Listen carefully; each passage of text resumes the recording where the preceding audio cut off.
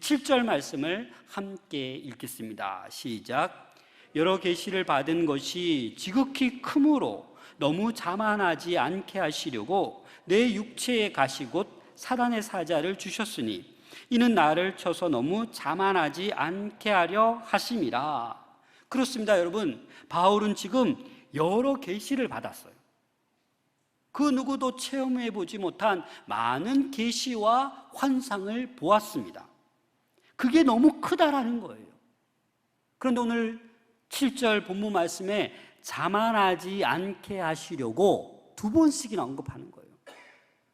이 바울이 그 많은 계시를 경험했기 때문에 지극히 클 수 있는데 자만하지 않기 위해서 하나님께서 뭘 주셨다고요? 육체의 가시를 주셨다고요. 이 육체의 가시를 일컬어서 사탄의 사자라고 지금 표현하고 있습니다. 여러분, 자만이 무엇입니까? 자만은 우쭐거리는 겁니다. 거들먹거리는 겁니다. 거만하게 행동하는 거죠. 동의어는 교만입니다. 교만. 그래서 잠언 16장 18절에 보면 함께 읽어보겠습니다. 시작. 교만은 패망의 넘어짐의 앞잡이니라. 그렇습니다, 여러분. 교만, 패망의 선봉이요. 거만한 마음, 자만은 넘어짐의 앞잡이라고 말씀하고 있습니다. 예전에 제가 사역할 때 이제 다른 교회로 이제 가게 되었어요. 이제 부목사로 부임해서 가야 되는데 이렇게 인사 말씀 나누다가 어떤 여자 장로님께서 이렇게 저에게 말씀해 주시는 거예요. 제가 정말 보고 싶은 장로님이신데 지금 연세도 많으신데 미국에 계세요. 이 장로님이 저에게 말씀하는 거예요. 목사님, 그 교회 가시면 제가 단 한 가지 부탁드릴게요. 우리 교회에 있었던 얘기 하지 마시고 그 교회 가서 우리 교회 얘기 하지 마세요. 제가 딱 알아들었어요. 아, 무슨 말씀인지. 보통 그냥 마음 편하게 내가 이전에 무슨 교회에 있었는데 자기도 모르게 이게 우쭐될 수도 있고 뭐 그럴 수 있다라는 그 포인트를 제가 기억하고 그 교회 가서 제가 이전에 뭐 아는 분도 많지만 제가 어느 교회에서 왔습니다라고 얘기하지 않았던 기억이 있습니다. 여러분, 우리는 나도 모르게 내가 뭐 아는 문제가 나오면 뭐 우리는 쉽게 우쭐거립니다. 기회만 기다리는 거죠. 그래서 우리 안에는 이 거만한 마음, 자만, 이 교만이 언제든지 불쑥불쑥 튀어나와서 자랑하고 싶고 알리고 싶고 말하고 싶은 거예요. 그러나 바울은 왜 그렇습니까? 자랑할 게 많지만 자랑하지 않는 거예요. 왜? 하나님께서 육체의 가시를, 자만하지 않기 위해서 육체의 가시를 주셨기 때문입니다. 이 가시라는 헬라어로 스콜롭스라는 단어는 어떤 의미가 있냐면 땅바닥에 박는 말뚝을 의미하는 말뚝, 끊임없이 괴롭히는 가시를 얘기하는 거예요. 여러분, 우리 마음 가운데 말뚝이 한번 박혀 있다고 생각해 보세요. 얼마나 힘들겠어요. 이 손톱에 가시 하나 찔려도 여러분 어떻습니까? 온갖 온몸의 신경이 그곳으로 가잖아요. 그래서 하나님께서 왜 이 육체의 가시를 바울에게 주셨는지 이 바울은 답답한 거예요. 그래서 학자들은 과연 이 바울의 육체의 가시가 무엇일까라고 생각했을 때 어떤 사람은 이 바울의 이 눈병이다, 눈병. 어떤 사람은 간질이다. 어떤 사람은 말라리아다. 어떤 사람은 또 바울이 아마 처음부터까지 계속 박해를 받았기 때문에 그 박해자들, 대적자들이 아마 육체의 가시였을 거다. 또 어떤 사람은 바울이 좀 어눌하잖아요. 못생겼잖아요. 그래서 그것이 아마 바울에게 있어서 육체의 가시였을 거다라고 많은 학자들이 추측하지만 뭔지는 몰라요. 그러나 중요한 것은 바울에게 무엇이 있었다? 육체의 가시가 끊임없이 있었다. 너무나도 고통스러운 거예요. 그래서 오늘 8절 말씀을 함께 보겠습니다. 시작.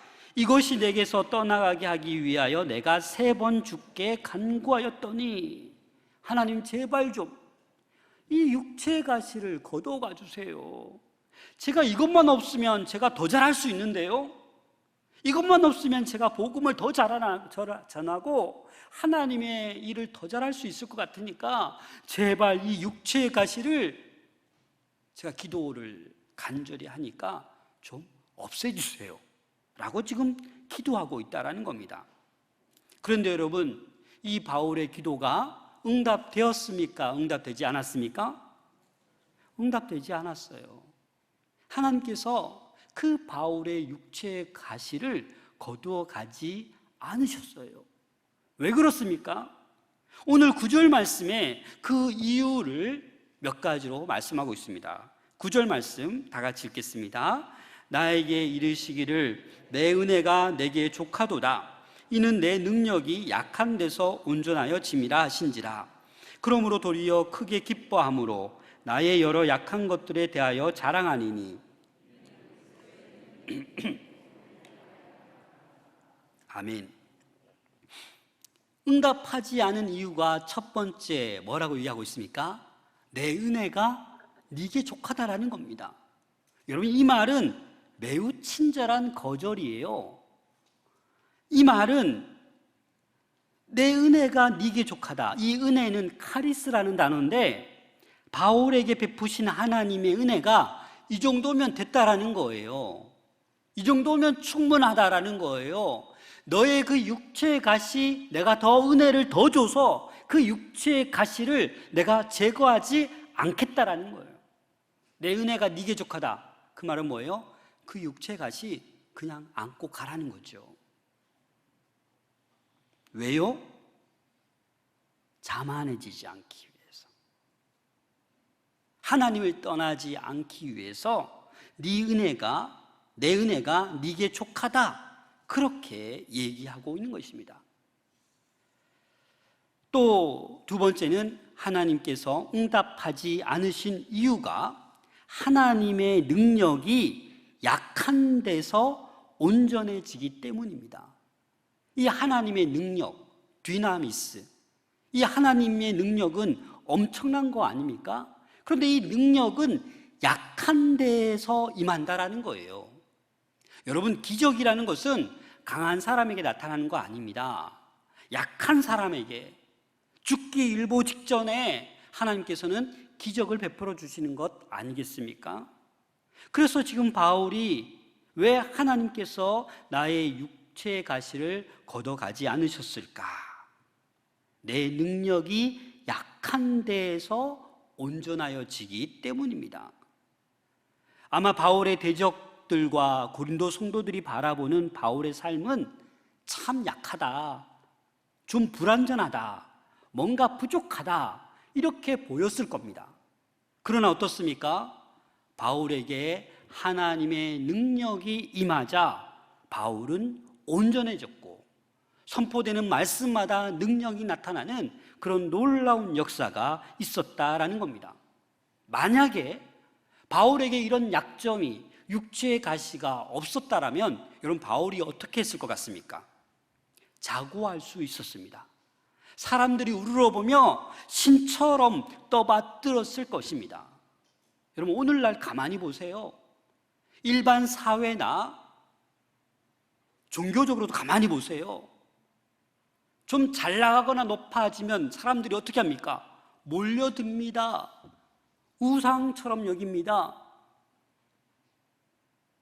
교회에서도 하나님께서 은사를 주시고 능력을 주시고 계시와 환상을 보여주시잖아요. 그런데 그것이 어떤 약함, 육체의 가시가 없고 그것만 드러나면 어떻게 돼요? 내가 한 것처럼.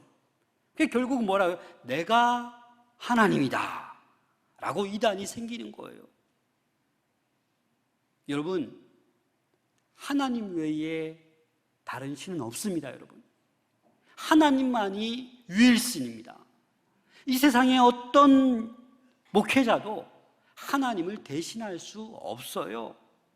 그래서 바울이 주변 사람들이 이런 능력도 행하고 못생기고 어눌하지만 선포되는 메시지가 강력하니까 신처럼 떠받들까 봐 뭘 주시는 거예요? 육체의 가시를 지금 주고 있는 것입니다. 바울의 약점을 가지고 있기 때문에 내게서 지금 나가는 능력은 내 것이 아니다. 누구라고 고백하는 거예요? 하나님의 능력이 온전히 나에게 임해서 그 능력이 나가는 거다. 이렇게 겸손한 바울이 될 수 있었던 것은 바로 육체의 가시 때문입니다.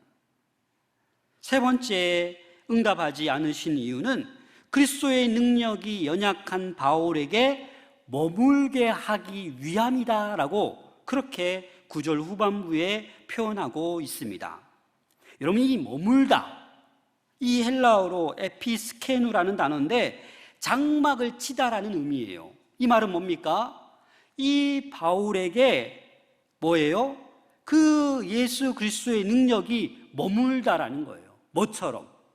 장막을 쳐서 바울에게 머물다라는 거예요. 여러분, 이스라엘 백성이 출애굽할 때 하나님이 무엇이 따라다녔죠? 낮에는 구름기둥, 밤에는 불기둥, 그리고 성막이 늘 하나님의 임재가 이스라엘 백성과 함께하였습니다. 그래서 그 하나님의 능력이 이스라엘을 지키는 거예요. 수많은 적들로부터 지키는 거예요. 그처럼 바울에게도 약하지만 하나님의 능력이 바울에게 머물다, 장막을 치다라는 거죠. 그래서 바울도 그 수많은 환난과 핍박 속에서도 기뻐하며 그 모든 환난을 이겨낼 수 있었다라는 것입니다. 사랑하는 성도 여러분, 지금 우리에게는 많은 환난이 있음을 우리는 경험합니다.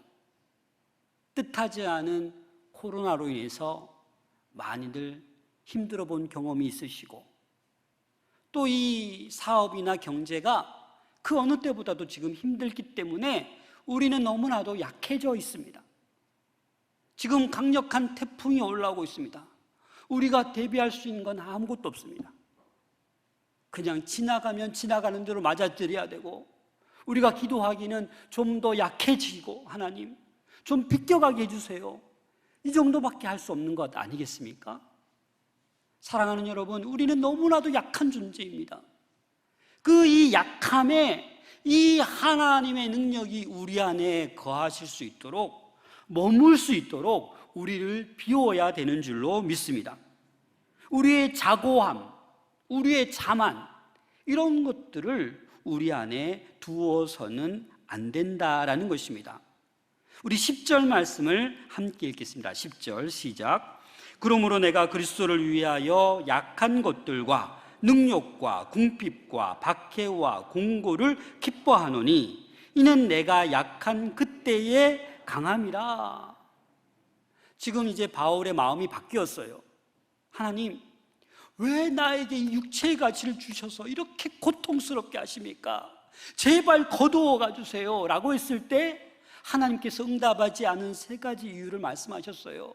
그 말씀을 듣고 바울은 어떻게 해요? 바로 깨달은 거예요. 네, 하나님 알겠습니다.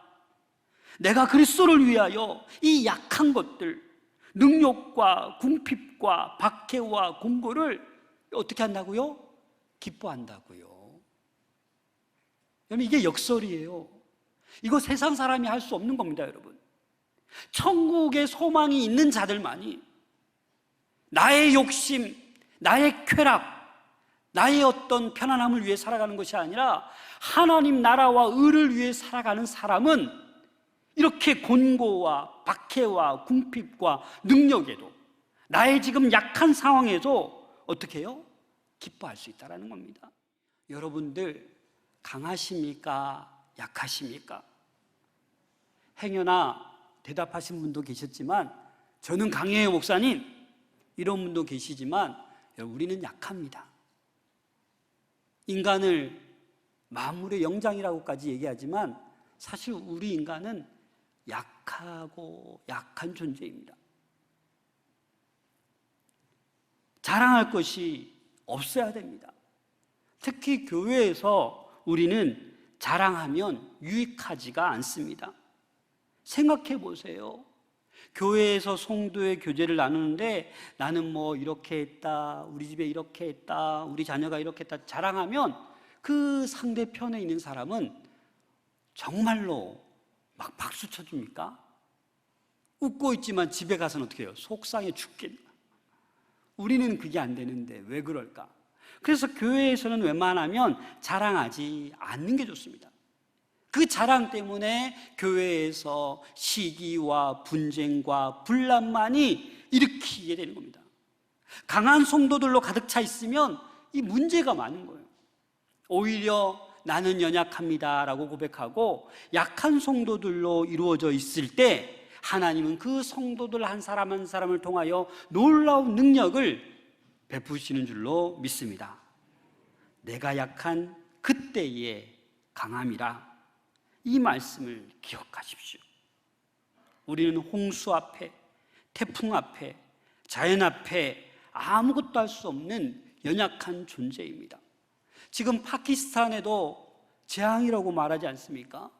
국토의 그 넓은 땅덩어리에 3분의 1이 지금 물에 잠겨 있습니다, 여러분. 여러분, 모세가 광야에서 배운 게 딱 하나 있습니다. 그 40년 동안 광야 생활하면서 무엇인지 아십니까? 이 모세는 광야에서 배운 그 한 가지는 나는 스스로 아무것도 할 수 없다, 이걸 배운 거예요. 그래서 하나님께서 부르실 때도 저는 안 됩니다 라고 얘기한 거잖아요. 그렇게 자기를 비웠을 때 하나님은 모세가 나이 많아 늙었었지만 그를 들어 사용하시는 겁니다. 여러분, 예수님께서 언제 제일 약하셨습니까? 복음 전하고 기적을 행하시고 안진뱅이를 일으키시고 수많은 이적을 행하셨는데 예수님이 언제 제일 약하셨어요? 십자가 앞에서. 마가복음 16장 36절입니다. 같이 읽겠습니다. 이르시되 아빠 아버지여, 아버지께는 모든 것이 가능하오니 이 잔을 내게서 옮기시옵소서. 그러나 나의 원대로 마옵시고 아버지의 원대로 하옵소서. 여러분, 예수님은 정말 육신의 몸을 입고 그 십자가 앞에서 솔직히 기도한 거예요. 아빠 아버지, 이 잔 두렵습니다. 십자가의 죽음 무섭습니다. 좀 옮겨주세요. 그러나 나의 원대로 하지 마시고 아버지의 원대로 하옵소서. 이게 예수님의 연약함을 그대로 보여주는 거예요, 여러분. 이 십자가의 죽음, 가장 연약했던 것 같이 그냥 십자가 지셨어요. 양이 도수장에 끌려가서 아무 말 못하고 죽어가는 것처럼 우리 예수님도 그냥 죽으셨어요. 저와 여러분들의 모든 죄를 위해서. 그 십자가의 죽음이 망한 것이고 실패한 것이고 진 것처럼 보여주지만 그 연약함에 십자가의 능력이 임하니까 예수님께서 다시 살아나시는 거예요. 온 인류를 주님께 나오는 자마다, 영접하는 자마다 구원함을 얻는 놀라운 능력을 우리가 갖게 된 것입니다. 미국의 17대 대통령 앤드류 존슨이라는 대통령은 그 미국의 가장 큰 부를 가져다 준 대통령으로 알려져 있습니다. 이 앤드류 존슨 대통령이 720만 달러, 우리나라 돈으로 한 100억 정도 되는 돈으로 구소련에게서 이 알래스카를 사버린 거예요.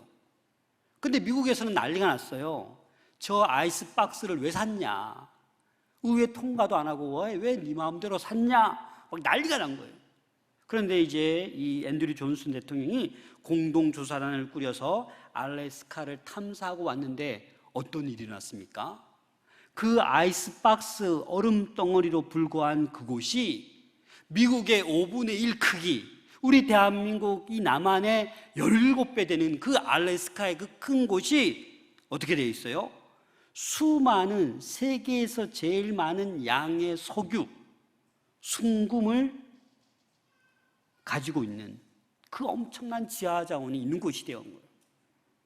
정말 돈으로 환산할 수 없는 그러한 것을 이 앤드류 존슨 대통령이 그 알래스카를 산 거예요. 그래서 이렇게 물었습니다.